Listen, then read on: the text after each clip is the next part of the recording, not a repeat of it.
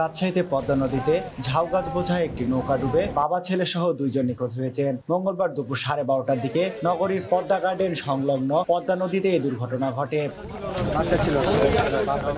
স্থানীয় সূত্র জানায়, চর মাজারদিয়া এলাকা থেকে ঝাউগাছ বোঝায় নৌকাটি রাজশাহী মহানগরীর দিকে আসছিল। পদ্মা গার্ডেন এলাকায় পৌঁছালে নদীর উত্তাল ঢেউ ও প্রবল স্রোতের কারণে নৌকাটি নিয়ন্ত্রণ হারিয়ে ডুবে যায়। দুর্ঘটনার সময় নৌকাটিতে মোট 8 জন মানুষ ছিলেন। এটা নৌকা আসতে যেয়ে ঢেউ তখন কিন্তু যখন নৌকাটা ডুবে প্রচণ্ড ঢেউ ছিল। এই ঢেউ মনে করেন আমরা এখান থেকে বলছি এই ডুবে গেল বলতে বলতেই মনে করেন নৌকাটা ডুবে গেল। 8 জন লোক ছিল, তার ভিতরে আমরা এখান থেকে দৌড়ে মাঝিকে নিয়ে যেয়ে নৌকাটা ছেড়ে 6 জনকে উদ্ধার করতে পেরেছি।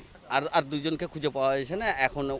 এখনো ঘটনাটা আমরা বলতে পারছি না ওনারা বেঁচে আছে না ডুবে গেছে, এটাও আমরা বলতে পারছি। নিখোঁজরা হলেন আফসার আলী ও তার ছেলে জিয়ারুল হক। তারা রাজশাহী নগরীর কাটাখালী এলাকার শ্যামপুর বালুরঘাটের বাসিন্দা।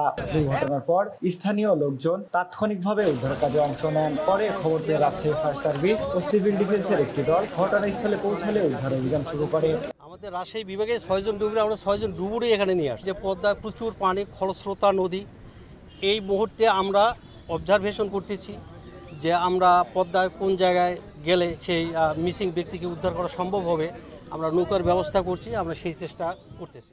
নিখোঁজ 2 জন ব্যক্তিকে উদ্ধারে ফায়ার সার্ভিসের তল্লাশি অভিযান এখনো চলছে। নদীর স্রোত ও পরিস্থিতি বিবেচনায় সর্বোচ্চ গুরুত্ব দিয়ে উদ্ধার কার্যক্রম পরিচালনা করা হচ্ছে।